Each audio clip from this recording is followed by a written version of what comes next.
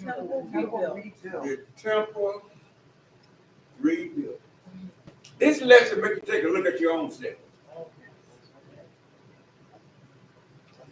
Instead of looking at somebody else all the time, look. Somebody wrote something before you accuse me, take a look at your own self. Yes. This lesson gives you insight of looking at your own self. Take your eyes off of somebody else or whoever it is and put your eyes on yourself. This is what you call a self-examination. So I'm going to just stand in and y'all going to teach you that. How you like that? This lesson focuses on verse number 1, 1, 4, 7, and 10, 12, and 15. The aim of it, by the end of this lesson, we will explore what? Why God withheld. Oh, watch yourself. This is what I'm talking about now. Why God withheld his what? From who? From his people. Now, why God withheld his blessing from you? Why? That's something you think about now. This personal stuff. Why God withheld his blessing from who? From his people. Now, why God withhold his blessing from you? Now, that question only you can answer. This is what you call soul searching. I have to search myself when I reckon, wait a minute, Lord, there's something that I ain't done. What is that? He said the church door ain't open once a week. And he ain't looking at you all. You know what he's looking at? There you go. He said they're open once a week. I started scratching my head and started itching and twitching because you see, he had them bit. You know what I mean? So, but we're gonna make a move. Okay? Since time when our own ambition or what? Contrary to God plan. Watch yourself. See that? Now, see. When our own plan contrary to what God planned is for our life. We won't do what we want to do when we want to do. I know that's right. But God planned, he's trying to lead us around the pitfalls of life. Trying to help us from stumbling and fall. We may stumble, but if you follow God's plan, you may stumble, but you won't fall. And if you fall, he'll pick you up. How many of y'all know the prodigal son stumbled? Yes. He stumbled. But he had to go through something in order to realize how good he had it back home. He had to realize. He had to realize when he was in there feeding them pigs, he had to realize how good he had it back home. And what did he say?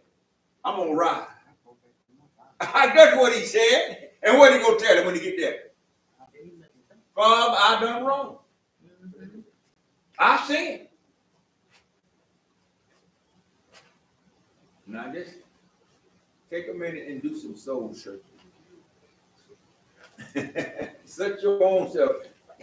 Don't be looking at nobody else and look at you. Look at you. Deep down on the inside, just take it. I had to look at it and I said, oh Lord have mercy. You're biting me now.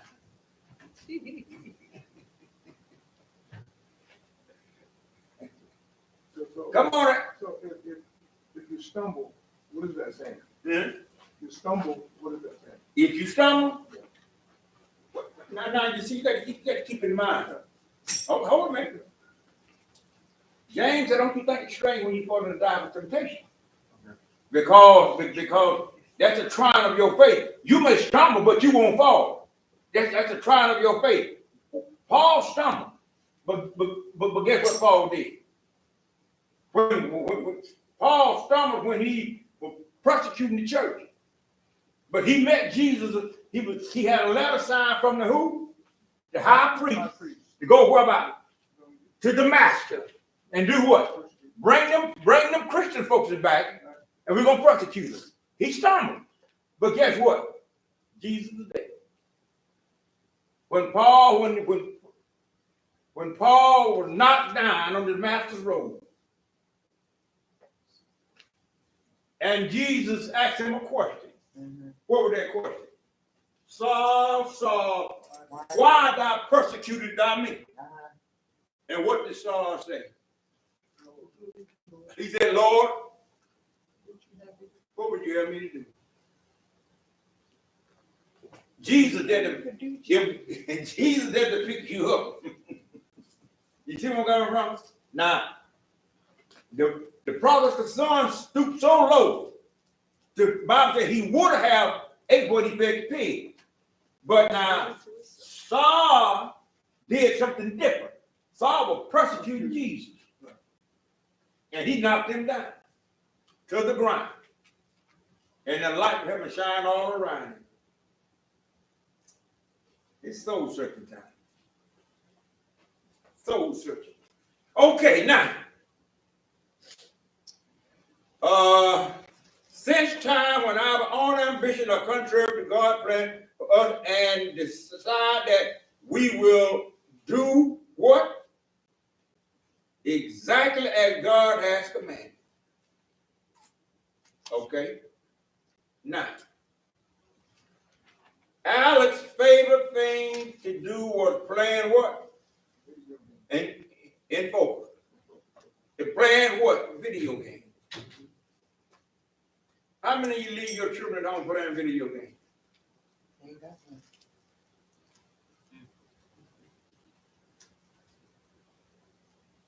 Okay.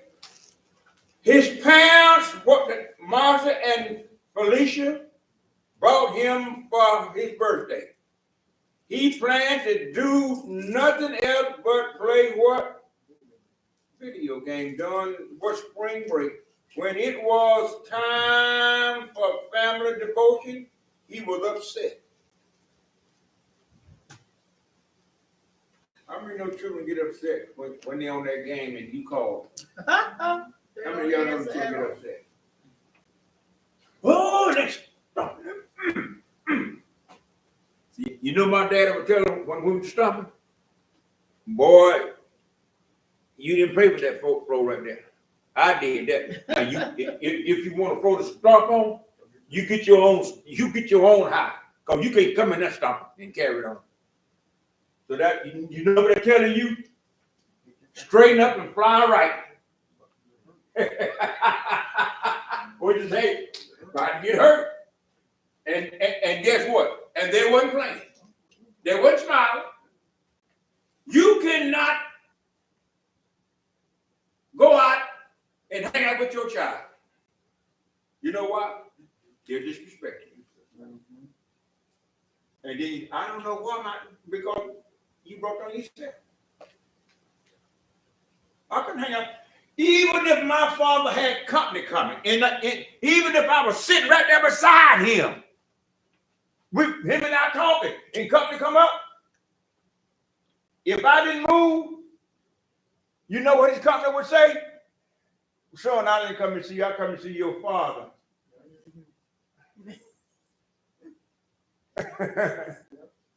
If my dad was kind of slow telling me to move, he said, son, I didn't come to see you. He said, I come to see your father. He said, you go around the house somewhere in the field. Do anything but I don't want you to know what I'm talking about. Oh, that's what he said. This grown folk business. Yeah. I thought I had the worst parents in the world. I thought my parents should have died in prison for child abuse. I'm serious, y'all. Look. Okay, now,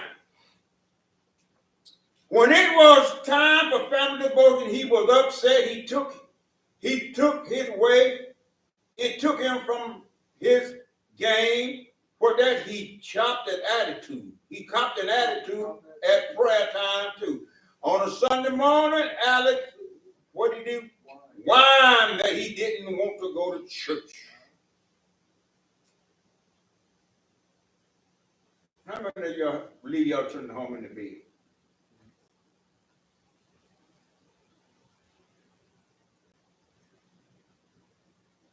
How many of you go shopping and leave your children at home?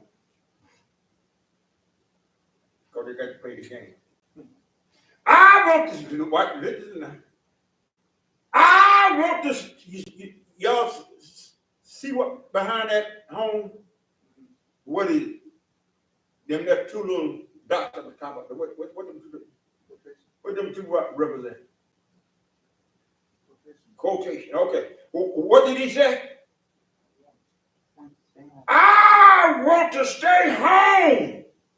He murmured from underneath his cover and do what? And do what? Mark that. Play what? Play video game. He said with a what? Dream and smile. What kind of smile that is? More like a get out of my room. Have anybody ever had to do a fake smile, and when you know you don't mean it?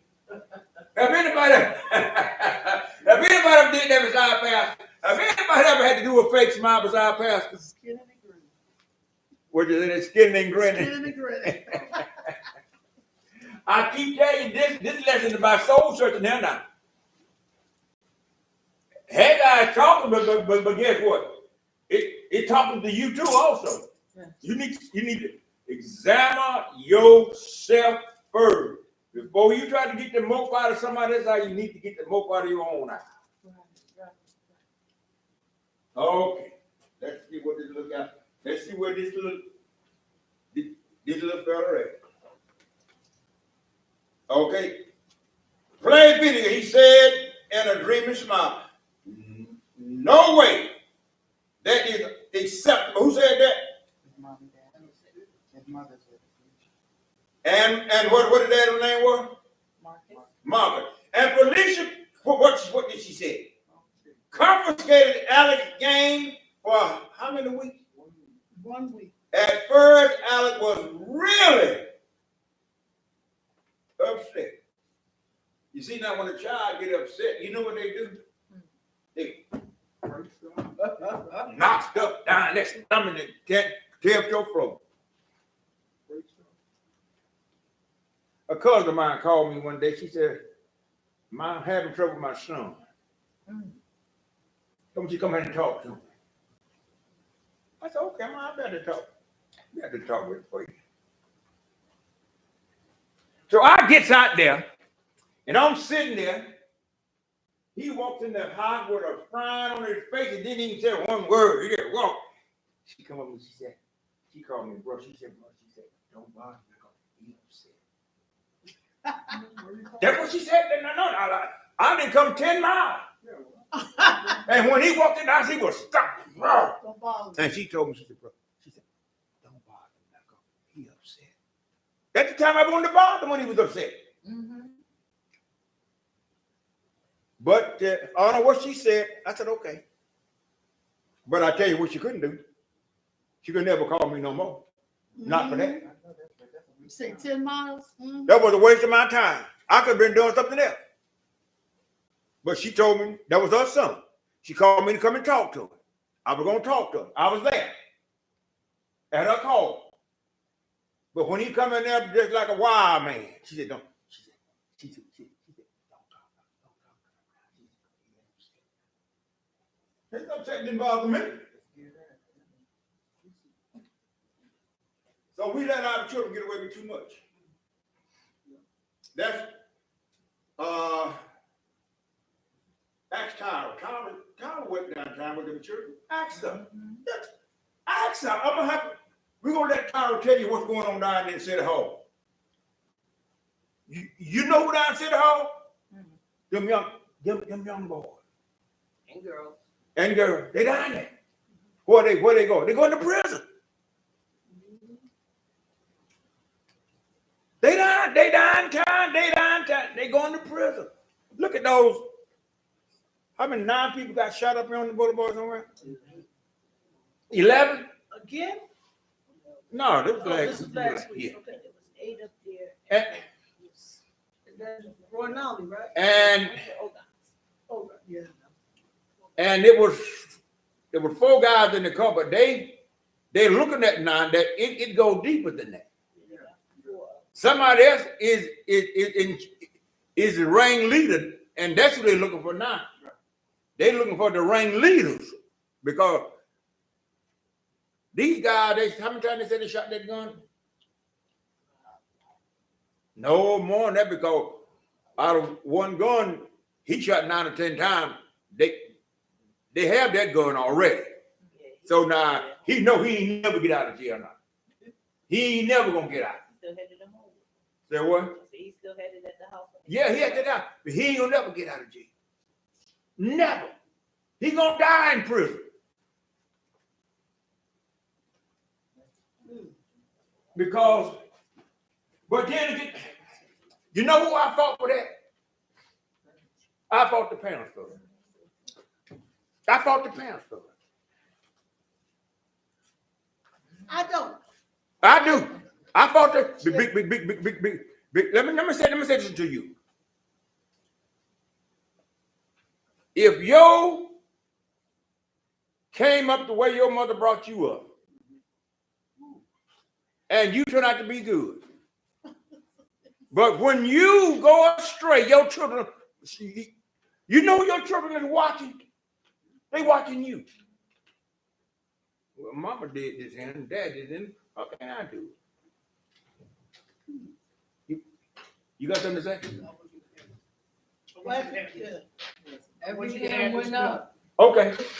He said that. Trying to stop. Okay. You want to stop people talking. Okay. Every hand went up.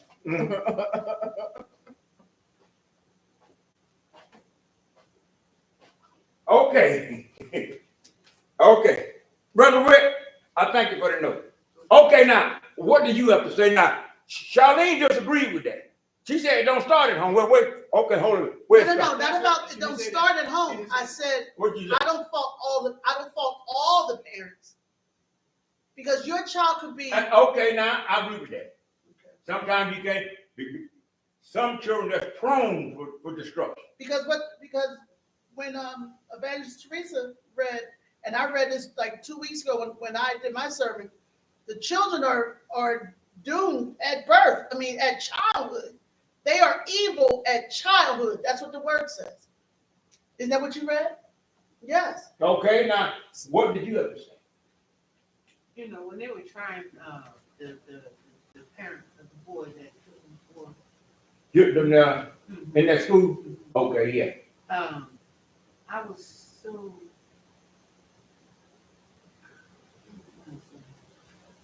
Well, when things like that happen, and I believe the parents are at fault because they weren't watching. And they purchased a gun for them. Not only that, but let me tell you Oh, something. this man? If something is wrong with your child in your house, you know something wrong with your child. But you don't know because you taking sleeping pills. You're not checking their room. You know, because you act like you're scared of going in there. You are scared to go in there. Um, What do you come in my room for? I told my son, I'm allowing you to sleep in this room. This is my room. You ain't locking no Just doors in because my I don't house. sleep in it doesn't mean it's not my room. Come on up, brother. Rick. Bags, they don't do that. Yeah, I'm going to take a balance on where Charlene started off at. Okay, go ahead.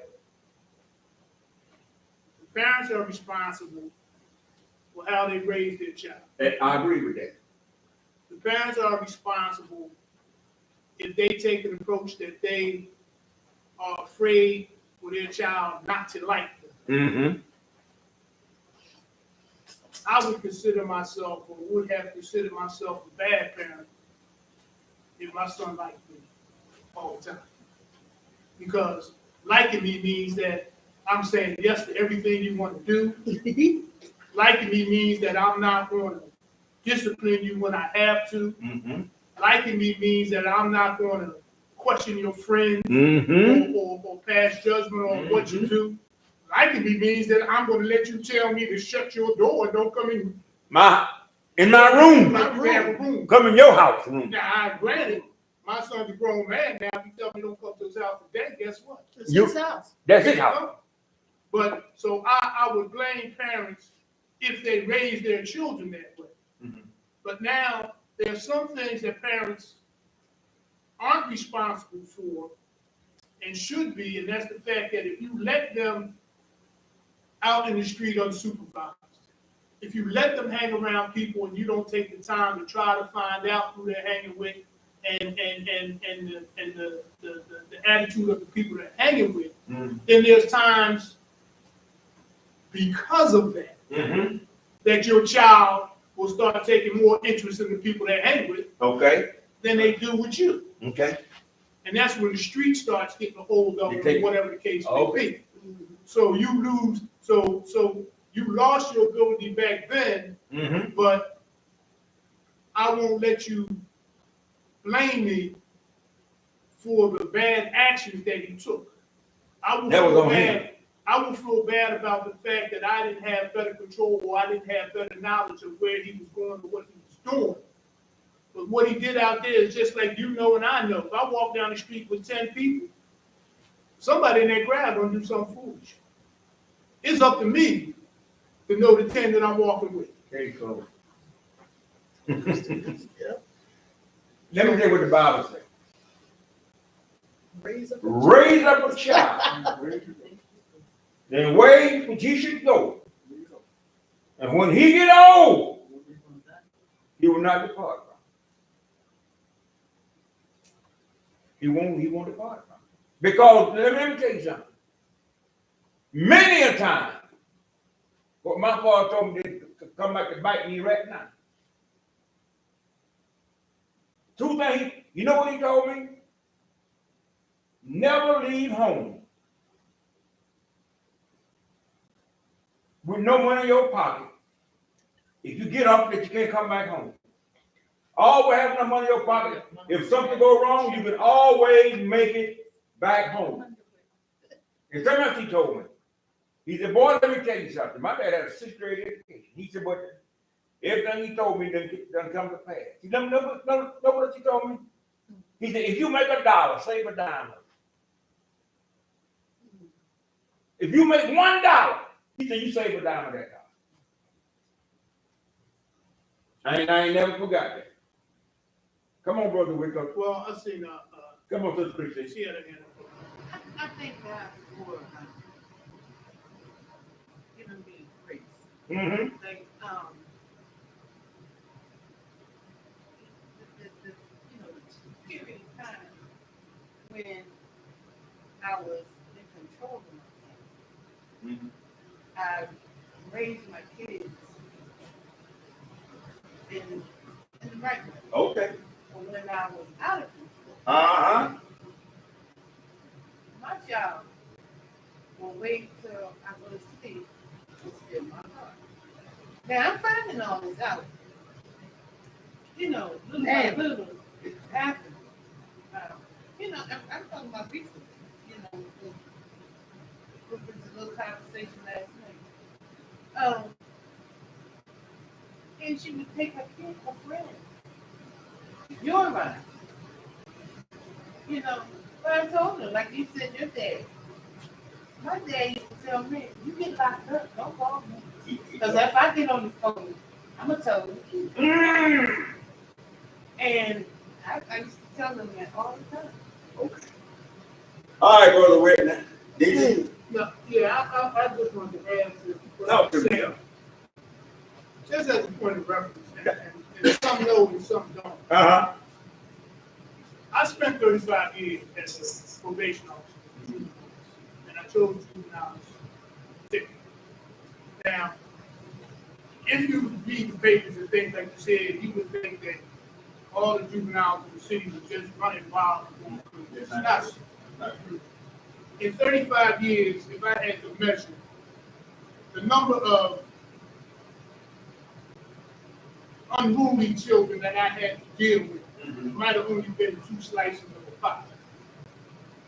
And that's only because of one reason. Back to parents' responsibility over their children. When those children came into the courtroom and came into my life for me to try to give them some direction, it was only three things that I knew.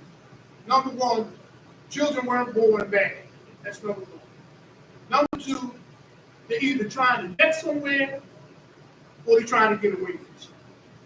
And that's because children have to have instructions all the time while they're children. You can't put a child in a four-corner room by themselves and lock the door, because if you keep the people, you're going to find them bouncing off the wall because nobody told them what to do. Yes.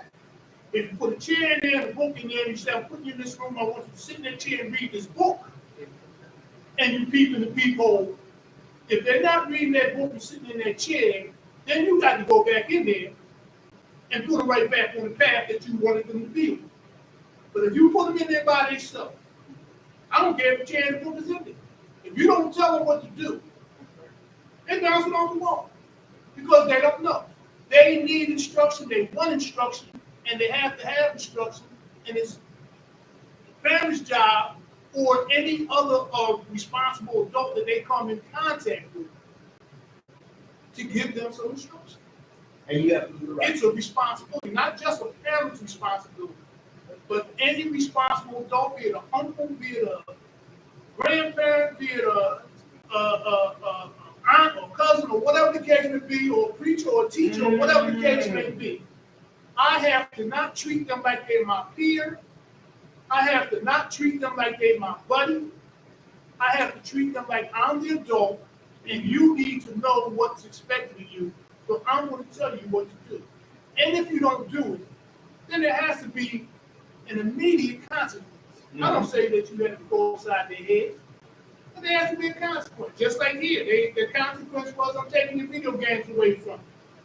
And I'm going to let you stomp and holler and scream and make all the fuss that you want. Because that week could easily turn into 3 weeks. Or that week could easily turn into you seeing your video games in the trash can.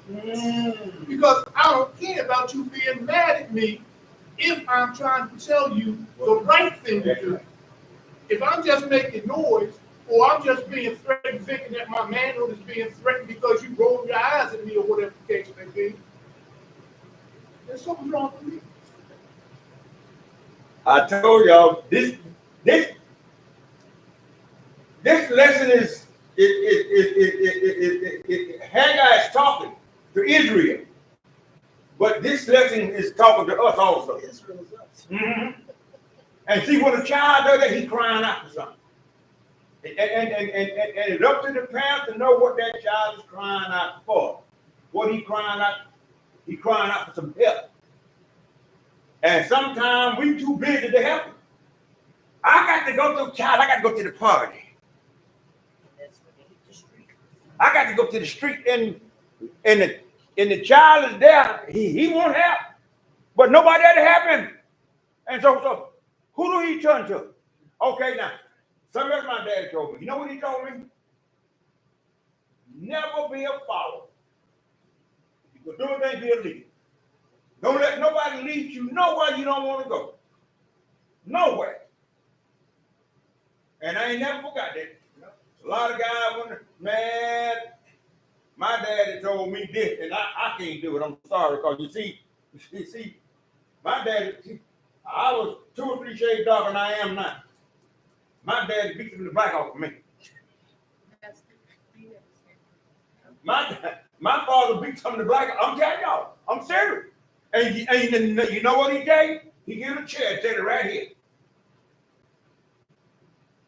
And you know what he told him? Know what he was saying? I ain't beating my clothes now. I ain't gonna beat my clothes. So you may take them clothes off. Take clothes off. You better take them clothes off. Because I'm not beating no clothes. And he put you over that chair.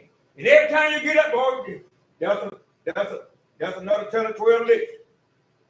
So that means you got to stay there while he beating on your behind. And he don't beat on nothing. I ain't beating no clothes on. I'm going to beat your behind because I done told you your head is hard. Come on, Douglas, come on. This is I was a correctional officer. Mhm. 10 years ago. Oh, Lord. And I was bigger than I'm bigger now. So you work, you hardly ever home, which is always something going on. Mhm. Fighting, carrying on. But I came home one night, I was home, tired, and all of a sudden, I had 6 boys. Big boys. Big. I'm laying down, and I heard a fussing and cussing up at the first wife, telling her this, and you ain't gonna do this. No, just said, so I get up, I said, what's going on? You know, and she going on, I'm asking him, what's going on? You don't know nothing happened. You know, I'll jack you up. So, well, okay, all right. You know, so I just kind of caught myself. And he kept going, that's a job. What's your problem? What's happening now? But you ain't knowing nothing. So I grabbed him and walked over and put him through the wall. He looking at me like that. Like crazy. He's crazy. And the wife go, what's wrong with you? I said, you sit over there. Like right there. And I said, boy, I will pick you up, throw you down 3 flights of stairs and jump on your head before you hit the ground. Don't you ever say anything to me like that again. Went to Home Depot. Got the material and made him fix the wall. Now he works at the company. All right. Come on now. That's Come because on you- now. That's because you stood up to him. You done stood up to him. Guess what? You fixed that wall. Okay. And you know he would told you? That's your house. You fix it. And I just have, Come on, Elder Pope.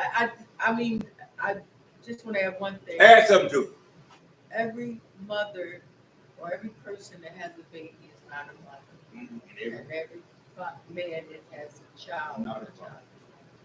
That's all I want to add. But then again, something else my dad told me.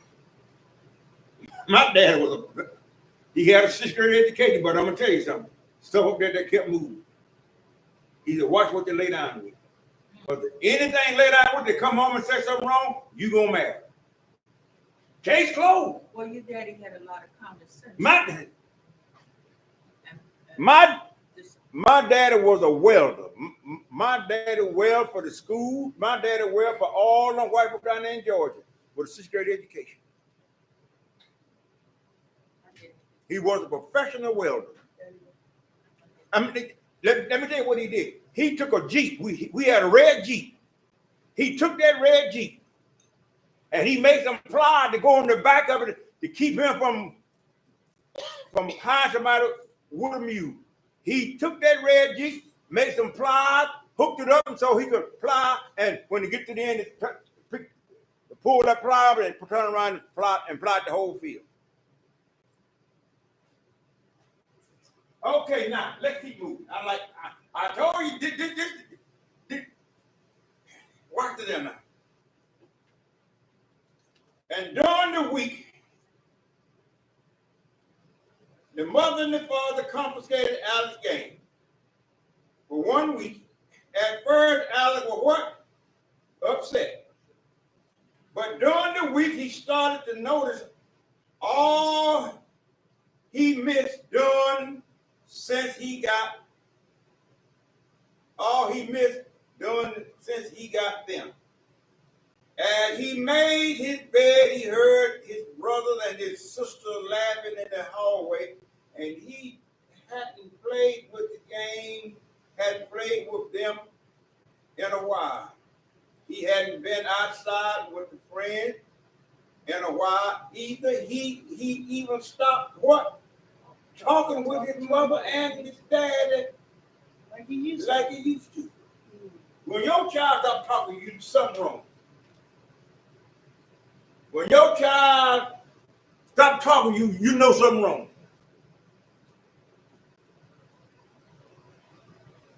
Let me tell you something. My dad, come here, boy. He ain't never called by my name. He don't somebody call me by my name. See, y'all think, what y'all think my name is? boy. If you didn't call me boy, he called me Johnny Jr. Now, that's my name, Johnny Jr. Johnny Jr., sit down here. Oh, Lord.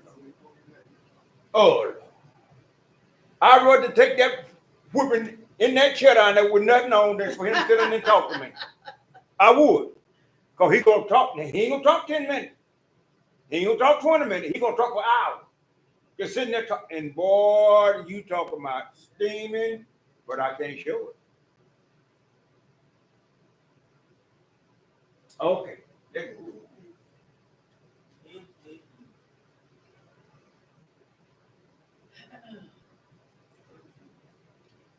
Okay, what is that? He even stopped talking to his mother and his daddy. He used to, I got to get things right again, said Alex. Now he see what he had missed. You miss out a whole lot of family stuff with them games. Because your mind is on nothing but them games. Okay? He began to spend more time with the family, friends. So the week went by faster than Alex had expected. When his parents returned his video game, he didn't even want to play with them as much. Now today, lesson teach us what the importance of what refocusing our priority on who? On God. Okay, now I need somebody to read for me.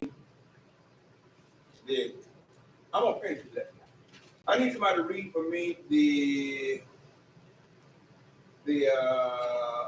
focus lesson from the King James Version. Somebody read that for me.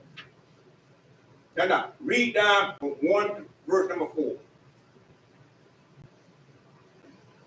In the second year of Darius the king, in the 6th month, in the first day of the month, came the word of the Lord by Haggai the prophet unto Zerubbabel, the son of Shealtiel, governor of Judah, and Joshua, the son of Josedek, the high priest, saying, Thus speaketh the Lord of hosts, saying, This people say, the time is not come, the time that the Lord's house should be built. Then came the word of the Lord by Haggai the prophet, saying, It is time for you, O ye, to dwell in your sealed houses, and this house lie waste. Okay. Now, in NLT, on August the what? 29.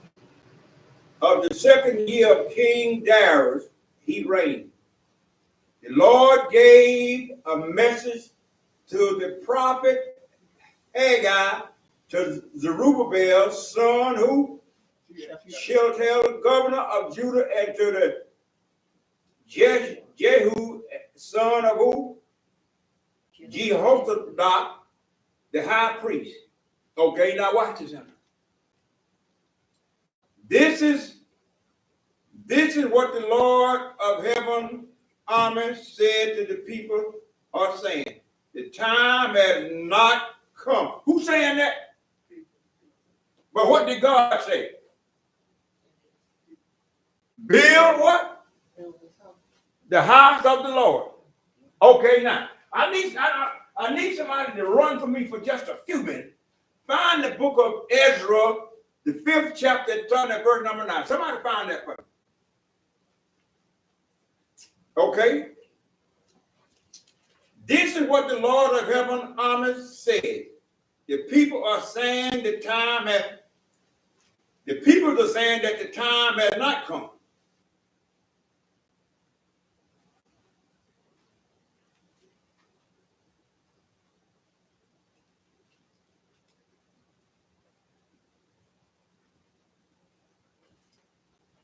Now that's what the people are saying. The time had. Anybody got Haggai? You said Ezra. Oh yeah, Ezra, yeah. Verse 9. Chapter 5, verse number 9. And I will do in thee that which I have not done, and whereunto I will not do any more the likes because of all thy abomination. Is that it? You said verse number 9, right? Yeah. 5:9. Hold on. I got Ezekiel, sorry. I said, no. EZRA. Ezra is right after the Second Chronicle. Thank you. 5:9. Anybody have it? Mhm. Read. We asked the leaders who gave you permission to rebuild this temple And what did he say? and restore this sepulcher. And what did he say? And we demanded their names so that we could tell you who the leaders were. This was their names.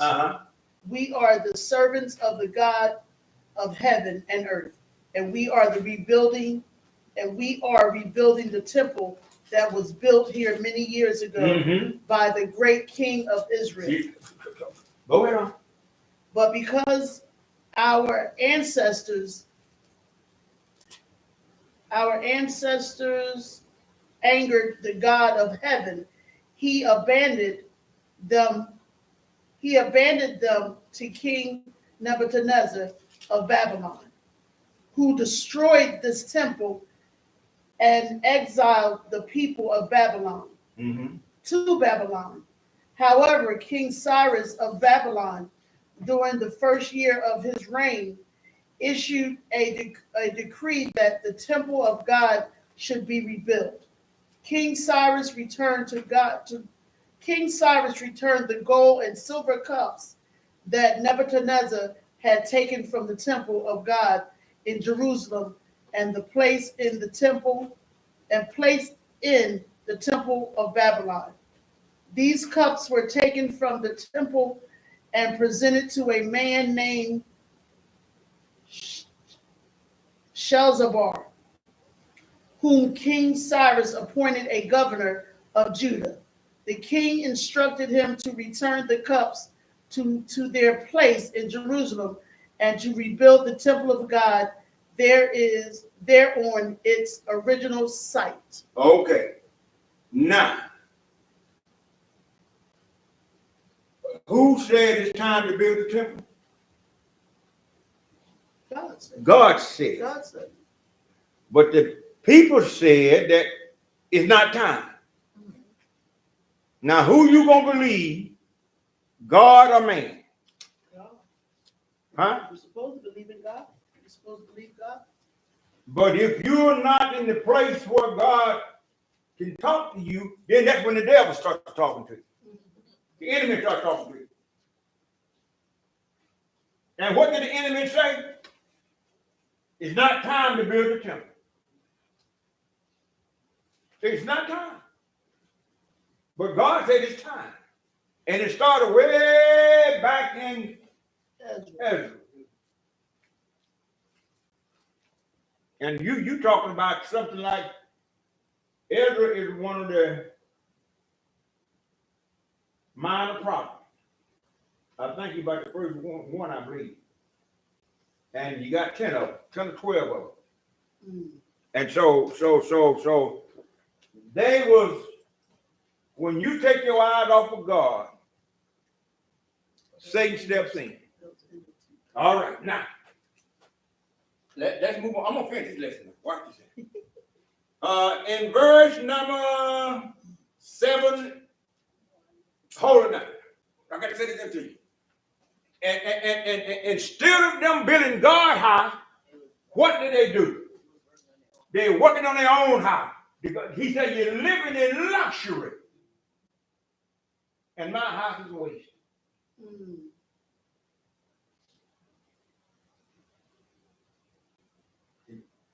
I said, Lord, let me look around Genesis. I'm serious. That's right. I said, let me look around Genesis, Lord. And they done worse today. They got planes out there cost $65 and $70 million. They riding around. And their congregation is living. And their congregation is living from hand to mouth and mouth to hand. They begging for some help, and the church won't even step out there, give them a helping hand. And they got, let me see, 5 or 6. They got a house with 5 or 6 garages, and all of them got a car in there. No. And they can only drive one at a time. Look at them. Go back and do a research on them preachers that preaching number prosperity. Go back there, take a look at them. It'll tell you. They preaching prosperity for themselves. Because Jesus didn't tell you how to get it and how to get it. Seek ye first the what? In the kingdom. And all this righteousness and all them things you're looking for, he will add them unto you as you walk up in righteousness. But you got to be walking right. Now, let me listen to y'all. Now, when Jesus came out of the wilderness, and he took Jesus up in that higher pinnacle of the temple, and guess what he showed Jesus? His own stuff. He showed Jesus the world. He showed Jesus what he's already created. All of this here I will give unto you. Now he had to pay us two times already, twice. He said, all this will I give you. Look at it. Look at the gold. Look at the house you can be driving. And you've been riding on the boat. I'll give you Cadillac cars and BMW and all that. I'll give it to you. If you do, but do something for me. And what did he tell me to do for him? Bow down. Bow down and worship me. And what did Jesus tell him? Get thee behind me, Satan. And now, let me say this to you. Now, Satan did get behind him, but Satan came back. On the other side. All right. Okay, now, somebody read for me the first verse in the 7th chapter. Is the 7th chapter? It's 7 to 10. 7 to 10. Okay, so read that. Thus saith the Lord of hosts, consider your ways. Go up to the mountains and bring wood and build a house, and I will take pleasure in it. I will be glorified, saith the Lord. Ye looked for much, and lo, it came to little. And when ye brought it home, I blew upon it. Why, saith the Lord of hosts? Because of my house that is waste, and ye run every man unto his own house. Therefore the heaven over you is stayed from dew, and the earth is stayed from her fruit. Okay, now go over there and read the NLT for me. This is what the Lord of heaven's army says. Look at what's happening to you. Hold it right there now. This is what the Lord army said to you. What is he saying? Huh? Look at what happening to you. Because of disobedience, look what happened to you. Just take a look at it. Okay, now.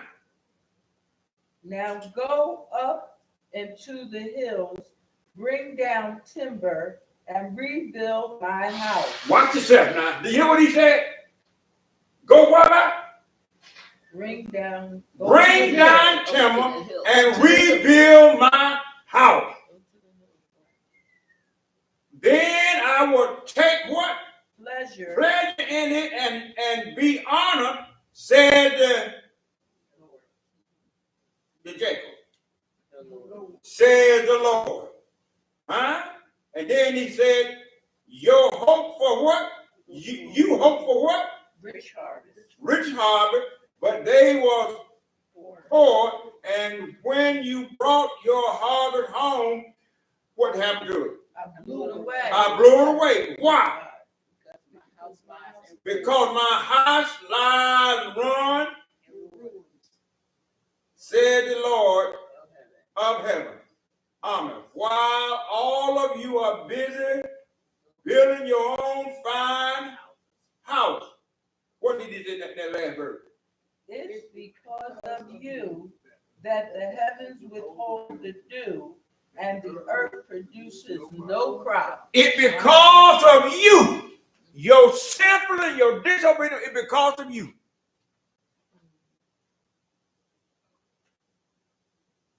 It's because of you. It's because of you. Not because God want to bless you. Yes. When you come before God, how many know he got a storehouse with your name is written on there? Mm. All your blessings is laid up for you. You would have had this, but you were disobedient. That's what he's gonna say to me. He said, you were disobedient. You were disobedient. All this I had for you, but because of disobedience, I withheld it from you. How many know your sin can withhold God's blessing from you? Your sin, not my sin, because Bible says every what tongue must confess, and every knee shall bow, and every tongue will sit on his own body.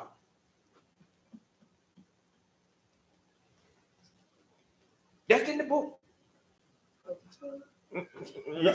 Y'all look at me like I'm saying. Okay, now we get ready to close it up because I got 5 minutes. Okay. Okay, now go down to 112 and start reading it. The King James Version. The King James Version first, yeah. Then come on. Then Zerubbabel, Uh-huh. the son of Shephel, of Joshua, and the son of Joseph, the high priest, with all the raiment of the people, obeyed the voice of the Lord their God and the words of Haggai, the prophet of the Lord. Of Haggai the prophet, as the Lord their God had sent him. And the people did fear before the Lord. Then spake Haggai, the Lord's messenger, and the Lord's message unto the people, saying, I am with you, saith the Lord. And the Lord stirred up the spirit of Zerubbabel, the son of Shephel, the governor of Judah, and the spirit of Joshua, the son of Joseph, the high priest, the spirit of all the raiment of the people, and they came and did work in the house of the Lord of hosts their God. And in the 24th day of the 6th month, in the 2nd year of Darius the king. Okay, now I need you to go there and read for me in NLT.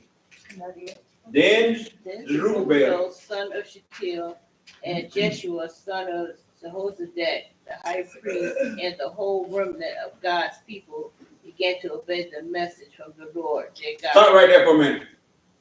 They began to obey the message of the Lord. Now, what did Samuel tell Saul when he offered the sacrifice? When Samuel wasn't there, and what did Saul say to Samuel? The reason he started the sacrifice. What did he say to Samuel? He said the men were getting restless, and not only were they restless, but they was getting upset. And I went on and I made the sacrifice. And what did Samuel say to Saul? Oh, obedience is what? It's better than sacrifice. You can sacrifice all day long. You're not obedient to the word of God. You're just wasting your time. You just doing something. Come on, talk to me. One of the things that I noticed reading Haggai, is it Haggai? Yeah, Haggai. And the building of the temple, that was instruction that God had given him to do. And then I go back to Nehemiah when he was building the temple and He built a wall, yeah. Building the wall, building the wall. It only took, and he had interruption. He had Sambalta and the buyers or whatever his name was, and Sambalta, yeah. and they were there. They were taunting him. They actually was asking him to come down off the wall, and he refused to. And he got that wall built within 30 days. With the people, everybody was on one accord. It took Haggai and them 4 years to complete this temple. You know what? because they were disobedient. They were disobedient. Okay, now, okay, the message from the Lord, their God, when they heard the word of the prophet Haggai, whom the Lord their God had sent, the people feared God. Then what? Then what? Then Haggai, come on. the Lord's messenger gave the people the message from the Lord. I am with you, says the Lord. So the Lord sparked the enthusiasm of Zerubbabel, son of Shealtiel, governor of Judah, and the enthusiasm of Jeshua, son of Jehozadak, the high priest, and the enthusiasm of the whole remnant of God's people. Mhm. They began to work on the house of their God, the Lord of heaven's army, on September 21st of the second year of King Darius' reign. Let me say something to you. Because Israel was disobedient to God. How many years did God put? Now, keep in mind, they had been in bondage for how many years down in Egypt? 430 some years. And because of disobedience, he allowed Nebuchadnezzar to put them in bondage for how many years? 7 years. Disobedience will cause you to be in bondage. You can enslave your own self by being disobedient to God. This lesson was for me and for the church. I can't read y'all mind, but I'm telling you, this lesson really hit me from where I came from up until now. But God kept his hand on me. And he said, your best days are yet ahead of you. Amen. But then you're doing something, but you got to do much more. So I said, just like I said, the church doors have been open for how many times a week? It's time to open the church doors up for midday prayer. Time to open the church doors up for Bible study and prayer. It don't have to be all night. It don't have to be all night. The church door need to be opened up. Now, the what you call this? Sanctuary. The YouTube and all that stuff is good. That's right, Pastor Colin. But it's good to, the Bible said, oh, how good and pleasant it is for brothers to do what? To dwell together in unity. There's power in unity. When you by yourself, Satan will shred you to pieces. Because every whole lot of that run through your mind, and your mind can't comprehend all the things, and before you know it, Satan got you out there backing up like it, dropping like it hot.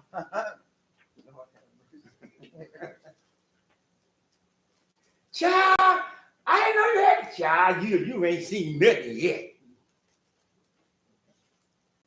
I enjoyed this lesson. I enjoyed you all because you all just took this lesson and you ran with it. And that's what I enjoyed about it, because I knew that, this was for all of us. Amen? If all is well. Has anybody got any money for the books?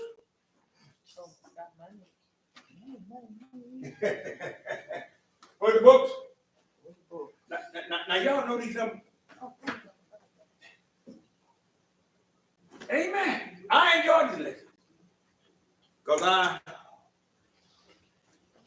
I really did enjoy this lesson, because God had gave the word to Ezra back years before Haggai came along to build a temple.